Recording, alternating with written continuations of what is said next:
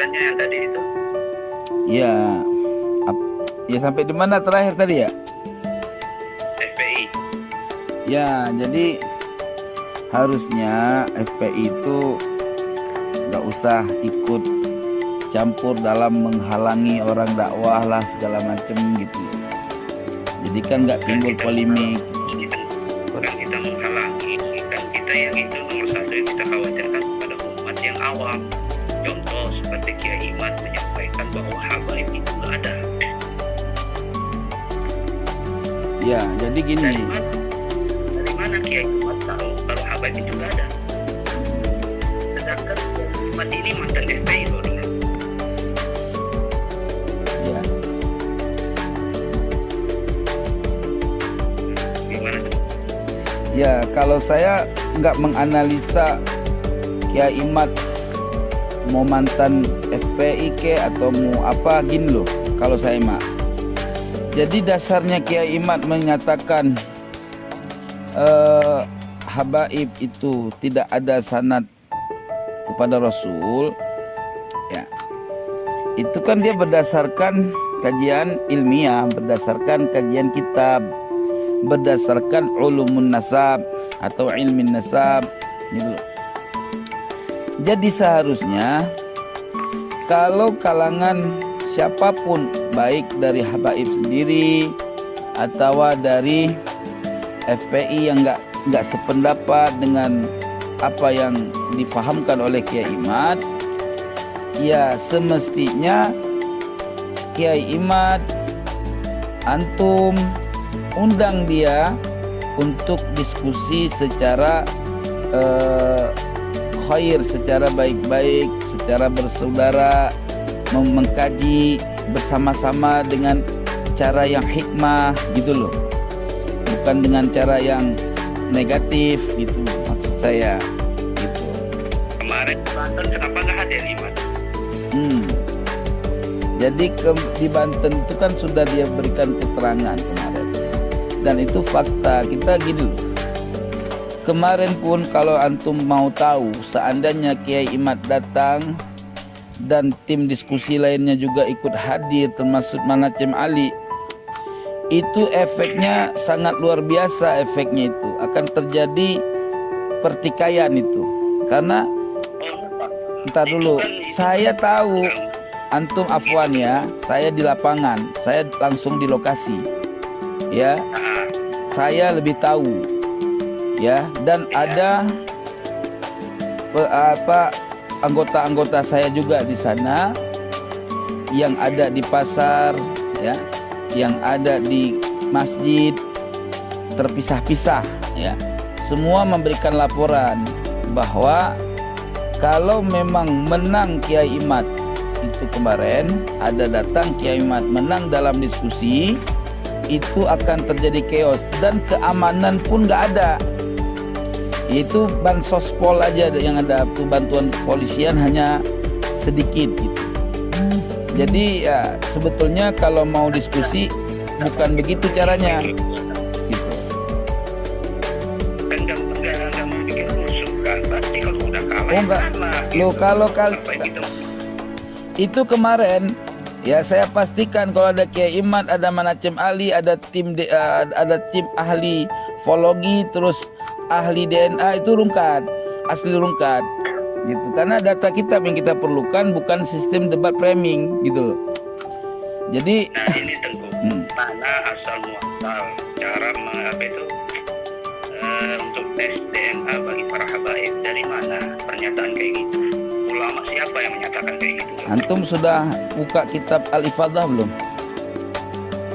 Iya, ada tahu kitab itu. Iya, makanya kalau antum tahu ya mestinya nggak usah tanya lagi. Artinya dalam kitab itu juga disebutkan apabila terjadinya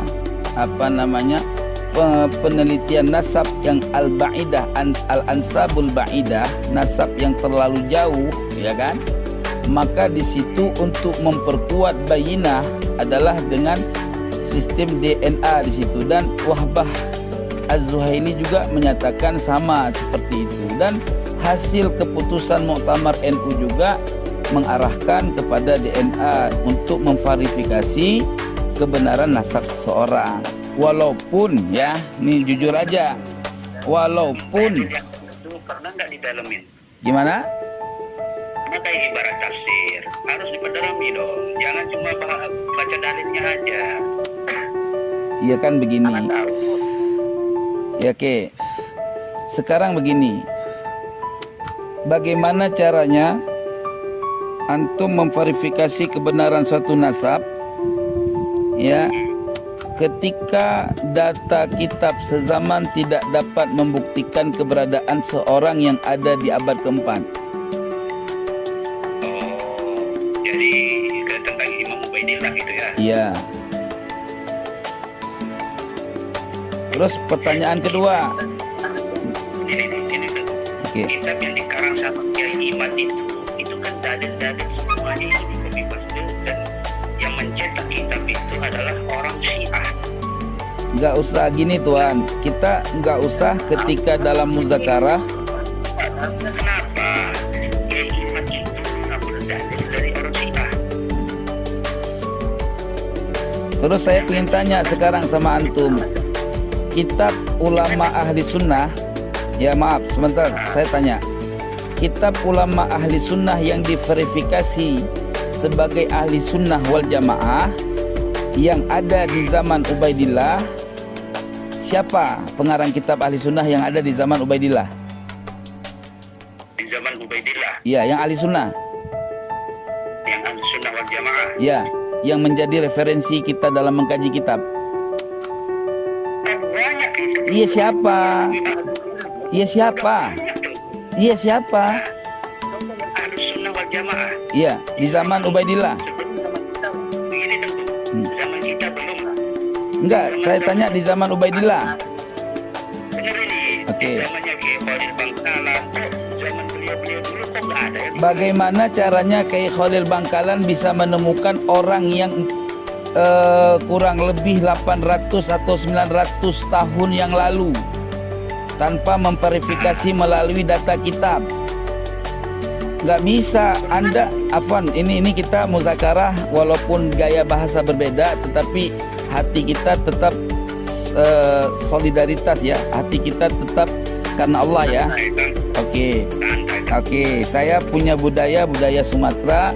Ketika dalam keadaan serius mungkin agak besar, tapi harap dimaklum itu gaya masing-masing. Yang penting hati kita sama-sama karena Allah Ta'ala, tidak terlibat permusuhan ya. Siap, tentu. Baik, kembali kita konsentrasi di dalam. Oke.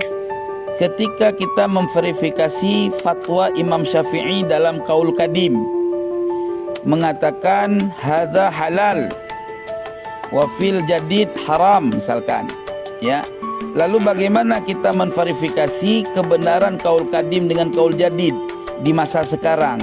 Tentu pasti kita akan mengambil kitab yang langsung dari karyanya Imam Syafi'i. Kalau Qaul Qadim berarti kitabnya Al-Buaiti. Kalau Qaul Jadid berarti kitabnya Al-Um. Kita lihat dari mana diverifikasi matan yang disebutkan halal fil jadid, fil qadim wal haram fil jadid. Tentu dengan kita melihat daripada induk kitab yang ada di qadim dan ada di jadid. Bila mana secara harfiah lafaz tidak kita jumpai, maka kita melihat daripada muridnya yang mensarah matan imamnya, yaitu Mukhtasar Al-Mujanni dan kitab Nihayah yang nakal atau disyarah oleh Imam Al-Haramain. Ketika kita tidak menemukan, maka di situ jelas bahwa ungkapan kadim dan jadid yang ada dalam kitab tersebut mutlak bukan min maqalatil Imam Syafi'i. Itu sudah lurus pembahasannya, nggak bisa dibelok. Nah, ketika antum bertanya bahwa Al-Ubaidali diklarifikasi sebagai Syiah, ketika kita baca dalam kitab mukaddimah kitabnya, itu hanya satu orang saja yang mengklaim diri Imam Al-Ubaidali itu sebagai golongan Imamiyah. Namun ulama-ulama ahli nasab lain tidak meyakini yang seperti itu. Pertama. Kedua, apabila persoalan masalah Syiah menjadi problem dalam pengkajian kebenaran, maka sungguh antum tak usah lagi pakai kunut kalau mazhab Syafi'i. Karena riwayat kunut itu diambil dari Imam Abi Ja'far Ar-Razi. Imam Abi Ja'far Ar-Razi ahli tafsir, dan beliau diklaim oleh ahli-ahli di masa itu, wabil khusus ahli hadis, dianggap sebagai Syiah. Gitu, Rafidhi malah. Baik, baik. Pada bahas itu Syajaratul Mubarakah kan? Oh enggak, Kiai Imad tidak menjadikan satu sumber kitab di dalam membahas satu masalah. Cuman Kiai Imad hanya memberikan verifikasi data. Apabila Ubaidillah ya dianggap ada, tak apa-apa. Nah, cuman tolong berikan satu keterangan manuskrip kitab yang lebih tua daripada Asy-Syajaratul Mubarakah. Maknanya Kiai Imad tidak menjadikan satu kitab Al-Syajaratul Mubarakah sebagai patokan, tetapi dia hanya memfasilitasi kalau kitab Asy-Syajaratul Mubarakah menjadi kitab pertengahan antara keberadaan Imam Ubaidillah dengan mengatakan tidak adanya Imam Ubaidillah, maka kalaupun ada Ubaidillah, tolong tunjukkan kitab yang lebih tua gitu loh dari Asy-Syajaratul Mubarakah yang menyebutkan keberadaan Ubaidillah bin Ahmad bin Isa gitu. Kitab Asy-Syajaratul Mubarakah itu kan itu kitab palsu itu. Bagaimana antum bisa menunjukkan itu kitab palsu? Coba berikan dalilnya. Imam Fakhrul Razi kan yang mengatakan Syajaratul Mubarakah itu kan Imam Fakhrul Razi. Paham. Antum tahu siapa Imam Fakhrul Razi? Nah, itu dari mana? Enggak, saya dulu. Kitab Syajaratul Mubarakah coba. Baik, antum tahu enggak siapa Imam Fakhrul Razi? Dari abad keberapa coba? Dari abad keberapa? Baik, baik. Imam Fakhrul Razi mengarang Syajaratul Mubarakah. Baik, baik. Oke, sebentar. Oke. Nah, saya nggak pakai Google, Kang. Ini saya justru kalau mau video call aja. Masalah ilmu Google itu jangan kita munafik. Anda juga main Google zaman sekarang. Jangan kita. Loh. Kalau Anda tahu Syajaratul Mubarakah itu dari karangannya Imam Fakhrul. Dari mana Anda tahu? Apakah Anda sudah mengetahui kitab manuskripnya? Coba jelasin dari mana Imam Fakhrul Razi. Pertama, Imam Al-Fakhrul Razi, Fakhruddin Ar-Razi Al-Qursi. Syajaratul Mubarakah itu ditemukan di tahun 1418 Hijriah. Ya Allah, nih begini Tuan. Satu manuskrip itu bisa ditemukan di kapan masa? Ya, nggak mesti di masa dia dituliskan itu langsung ditemukan. Karena memverifikasi satu manuskrip itu bisa ditemukan di abad-abad 100 tahun kemudian, bisa ditemukan di 600 tahun kemudian, bahkan 800 tahun kemudian. Itu tidak menjadi tolak ukur dalam menemukan satu kebenaran dalam suatu niskhah kitab. Banyak kitab-kitab terdahulu yang ditemukan jauh setelah wafatnya si penulis.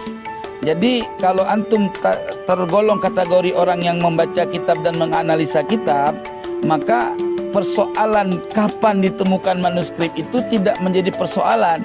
Yang jelas Imam Al-Fakhrul Razi masyhur, dia dikenal sebagai ahlun nasabah, di mana beliau mengambil ilmu nasab melalui jalan sanad. Pertama, ilmu nasab dia mempelajari dari Imam As-Sam'ani. Imam As-Sam'ani semua merujuk kepada ahli nasab terkemuka yang di masa itu beliau masyhur dalam ilmu nasab, yaitu siapa? Al-Ubaidali. Al-Ubaidali berguru kepada Ibnu Toba. Nah, itu semua mempunyai saduran nas ilmu, punya sanad. Sedangkan Imam Al-Fakhrul Razi, bapaknya sendiri itu adalah orang ahli ilmu. Beliau mengambil ilmu langsung kepada ayahnya sampai ayahnya wafat, baru beliau hijrah ke negeri lain untuk mengambil berbagai fan ilmu, termaksud beliau mengambil fan ilmu kalam. Ilmu kalam, maka sehingga beliau digelar dengan Imamul Mutakallim. dan beliau adalah bermazhab Syafi'i, dan beliau memang ulama yang kontroversi terkait permasalahan tafsir, berbeda sedikit dengan kalangan-kalangan ahli sunnah pada umumnya. Itu tidak memverifikasi bahwa beliau sebagai orang yang berbeda aliran gitu loh. Silakan. Datangkan ke kita satu buku yang tertulis abad ke-7 sampai ke-12 dari ulama ahlus sunnah yang ternama ini, yang menyebutkan Syajaratul Mubarakah itu adalah kitab Imam Fakhrul Razi, Imam Ar-Razi. Pak, begini nih. Coba. Oke, baik. Tadi sampaian menyatakan sebentar. Oh, bisa, mudah bagi saya. Pertama, ya, dengarin. Ya, saya sampaikan nih. Imam Ibnu Tahtaqi mengambil daripada riwayat Imam Fakhruddin Ar-Razi dalam setiap natijah kitab yang dituliskan di dalam matan kitab Al-Majdi, ya, di dalam matan kitab Al-Fakhri, ya, di dalam Umdatut Thalib Ibnu Inabah, itu selalu tertulis, ya, rujukan ta'liq daripada kitab Fakhruddin Ar-Razi, ya. Persoalannya yang antum katakan tadi, bagaimana memverifikasi karya Imam Fakhruddin Ar-Razi di abad ke-7? Oke, saya jawab. Tadi katanya ini anak dapatkan dari guru-guru anak ini, ya, catatan ini. Coba di Syajaratul Mubarak itu kan ada beberapa banyak yang tidak tercatat nama ulama-ulama besar. Satu, Syekh Abdul Qadir Al-Jilani nggak ada di Syajaratul Mubarakah itu. Oke, saya jawab satu-satu dulu. Itu saya jawab, mentah saya jawab itu. Oke, saya jawab ya. Jangan dipotong tapi. Yes. Oke. Siap. Pertama, antara Imam Fakhruddin Ar-Razi dengan Syekh Abdul Qadir Al-Jilani itu jauh keberadaan negara. Satu, Imam Fakhruddin Ar-Razi orang Irak, orang Rai. Dia orang berkediaman di Rai. Sedangkan Imam Syekh Abdul Qadir Al-Jailani itu Al-Baghdadi Al-Iraqi, ada di negeri Irak, Baghdad. Oke. Pertama, kedua, ya. Imam Syekh Abdul Qadir Jailani wafat, Fakhruddin Ar-Razi itu masih kecil. Sehingga tidak mungkinlah Imam Fakhruddin Ar-Razi mengetahui keberadaan Imam Syekh Abdul Qadir Jailani. Dan ketiga, di masa-masa dewasanya Imam Syekh Abdul Qadir Al-Jailani tidak syuhrah wal istifadah, dianggap bahwa Tuan Syekh Abdul Qadir Jailani minal syadatil asraf, karena Syekh Abdul Qadir Jailani tidak pernah mengklaim dirinya sebagai golongan Sadatul Ashraf. Kapan terjadinya beliau dianggap sebagai Sadatul Ashraf? Oleh generasi ketiga daripada cucunya Tuan Syekh Abdul Qadir Jailani. Dan kemudian terjadilah ikhtilaf baina ahli nasab, sehingga pada masa itu terjadilah tarjih, ya, terkait nasab Imam Syekh Abdul Qadir Jailani. Ada yang menafikan dan ada yang mengisbat, sehingga ditarjih oleh ahli tarjih di kemudian masa, maka sahihlah nasab Imam Syekh Abdul Qadir Jailani sebagai jalan daripada nasab keluarga daripada Imam Hasan radhiyallahu taala anhu. Jadi itu sudah terjawab sangat mudah. Jadi nggak perlu bertanya hal-hal yang kanak-kanak gitu loh. Itu kanak-kanak. Seperti itu di halaman 92 di Syajaratul Mubarakah itu kan. Imam itu adapun Hasan Asy-Syakari sang imam. Hasan Al-Askari, bukan Al-Sakari, Al-Askari. Nah, imam ke-11 Syiah kan? Ya. Nah, semoga Allah limpahkan salam untuk beliau. Beliau memiliki 2 putra dan dua putri. 2 putra beliau yang pertama adalah pemilik zaman, yakni Al-Mahdi. Ya kan? Itu di Syajaratul Mubarakah ya. Nah, terus selanjutnya semoga Allah segerakan kebebasannya yang mulia.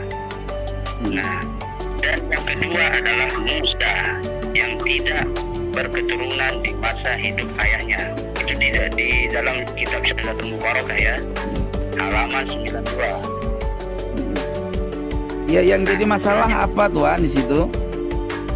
Nah ini kan kitab yang para pembenci habaib ini kan yang membawa-bawa kitab Syahadatul Mubarakah. Jangan bilang membenci. Itu Anda sudah, jangan begitu cara dalam diskusi. Ya, membenci itu tidak ada alasan. Kebenci enggak. Kitab itu yang disuruh oleh Imam Syiah. Iya, yang jadi problemnya apa di situ tuan? Yang jadi problemnya apa? Coba jelaskan dulu. Apa problemnya dari apa yang Anda bacakan tadi? Coba.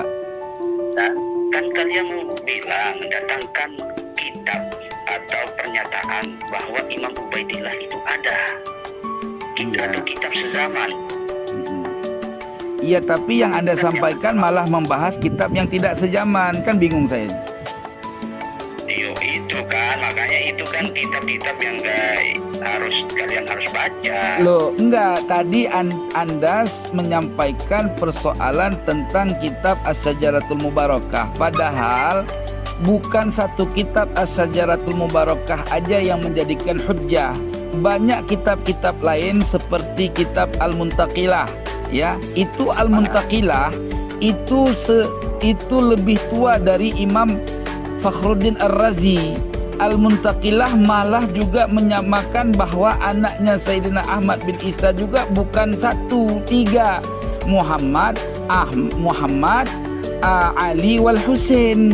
Itu jelas di kitab Al-Muntaqilah. Jadi apa yang disampaikan oleh kitab Fakhruddin Ar-Razi itu ittisalul sanad. Oke, sekarang kalau antum menuduh semua kitab yang kami rujuk adalah Syiah, ya, oke, tuduhan palsu. Tapi gini, sekarang saya tanya, tolong tunjukkan kitab ahli nasab yang sezaman dengan Ubaidillah yang dipandang sebagai ahli sunnah wal jamaah. Tafadhal, jawab sekarang. Ya kalau sekarang jangan, nanti kita cari.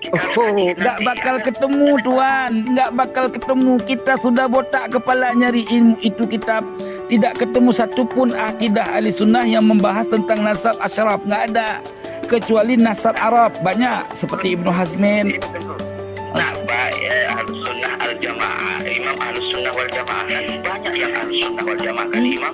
Iya. Tapi mereka tidak pernah membuat satu kitab tentang nasab, nggak pernah. Nah, terus kenapa? Apa itu Imam Syafi'i mengatakan kenapa menganjurkan bahwa semua harus mencintai para habaib? Nggak ada, Imam Syafi'i nggak pernah bilang orang suruh cinta habaib, nggak ada. Yang disuruh Imam Syafi'i mencinta ahlul bait, bukan habaib. Jangan dirubah-rubah matan. Coba keluarkan matan. Itu kan sama. Oh, nggak sama. Kalau habaib itu kata-kata habaib aja itu di kemudian zaman baru muncul di abad keberapa itu. Kata-kata al-habib dengerin dulu. Ntar dulu. Antum ini udah kacau nih. Kata-kata al-habib itu tidak pernah ditemukan. Ntar dulu. Pertanyaan tengku. Enggak, kamu cuma bertanya doang, tapi pertanyaan saya nggak pernah dikasih jawaban. Bagaimana ceritanya ini? Antum baca maulid nggak? Anak orang ahlul maulid. Anak Aceh Tungku, Ustad. Ya, Aceh itu lebih ajib maulid daripada tempat lain. Cuman kami nggak pernah kenal maulid Simtud Duror. Ya, aneh nggak kenal. Kami kenal maulid berjanji sama dibaknya aja. Karena Simtud Duror itu maulid baru, maulid karangan ulama baru, bukan mutakaddimin. Apalagi yang karangan Umar bin Hafiz. Habib Ali deh. Berarti Habib Ali dan Abdurrahman Al-Habsyi itu ulama baru ya? Oh, baru. Kalau ulama lama antum berarti nggak tahu beda ulama baru sama ulama tua ya. Saya kasih apa perlu saya kasih penjelasan antara mutakaddimin, mutaakhirin aja sudah nggak ketemu. Ini datang tuh. Nanti ini dah. Kalau kita mati nanti kita buktikan di dalam kubur aja ya. Nggak usah. Kalau main-main, kalau udah dalam kubur itu udah bukan lagi urusan. Sampaian bicara dalam kubur udah kayak yakin masuk surga. Apa kamu yakin kau masuk surga? Enggak saya tanya. Enggak saya tanya dulu. Apakah kau yakin sekali kau masuk surga? Entar dulu. Aku tanya dulu. Bahasa mayit itu ada berapa di dalam kubur? Apa? Bahasa mayit itu ada berapa di dalam kubur? Bahasa mayit ada berapa dalam kubur? bisa anak cium kaki Tengku. Nggak perlu mencium kaki aku, itu haram. Nggak perlu, Nabi aja nggak disuruh cium kaki Nabi, apalagi kau cium kaki aku. Sekarang gini, maksud kamu bahasa apa nih? Bahasa lughat? Apa bahasa apa ini maksud? Pertanyaannya belum jelas. Lugoh. Oh, kalau lughat cuman bahasa Arab di dalam kubur. Benar. Nah, cuman sekarang saya tanya sama Anda, sekarang gantian dong nanya. Boleh? Ya. Oke, ketika di dalam kubur ditanya man rabbuka, apa pakai ma rabbuka? Marabbuka. Pakai mim atau pakai man? Mim. Mimnya itu oke, mimnya itu mim apa? Marabbuka. Iya, mimnya mim apa? Mim mausul apa mim apa itu? Mim mausul. Astaghfirullah, min mausul. Udah agak kena ente. Itu masa mim mausul. Astagfirullah, ente ngaji di mana? Ah, Antum harus pelajari Tengku. lo bagaimana kok marobuka itu ma-nya ma mausul? Aduh, itu ma istifham Ustaz. Ih, makanya gini loh, makanya ya dengerin. Wajah antum. Ah, Anak-anak sama wajah antum. deh, Video wajah. kalau kamu lihat wajah aku, ku kasih ganteng sekali aku dengan wajahmu. Sabar sebentar. Oke. Ya salam. Tengku. Allah. Oh, rupanya Itu anak pengen. mana Pak? Jadi Mori Tengku ada. Aman.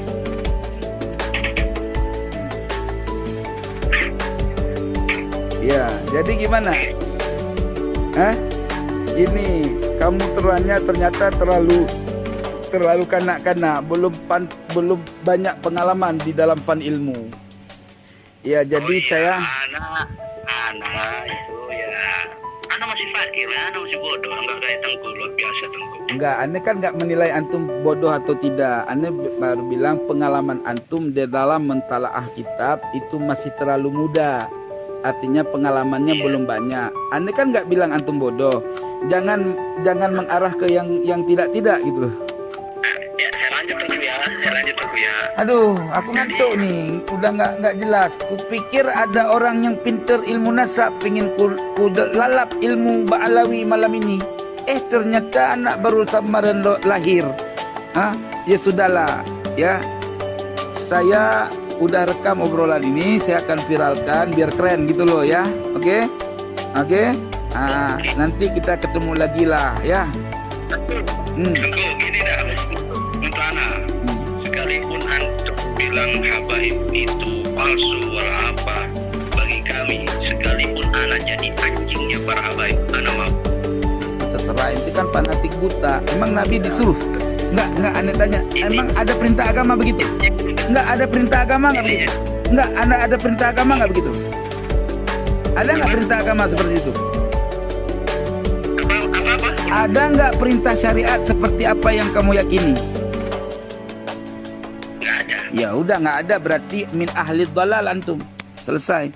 Nggak apa-apa. Oh iya, enggak apa-apa. Yo sudah, memang orang buta itu tai pun dianggap kue. Udah benar. Itu sadaqah ya Rasulullah. Ya, annal a'ma, orang buta itu semua yang dipandang sama dia kalaupun tai tetap dianggap es krim. Mantap. Lanjutkan perjuangan. Lo sama kayak kamu bilang tadi itu, apapun ceritanya, walaupun secara syariat Ba'alawi batil sebagai nasabnya, kamu tetap akui dia sebagai anjing-anjing Ba'alawi. Itu sama dengan kamu sudah menganggap tai pun kau anggap es krim. Makanlah, aku tak mau. Ya nggak apa-apa. Ya sudah. Kalau Tengku ini palsu.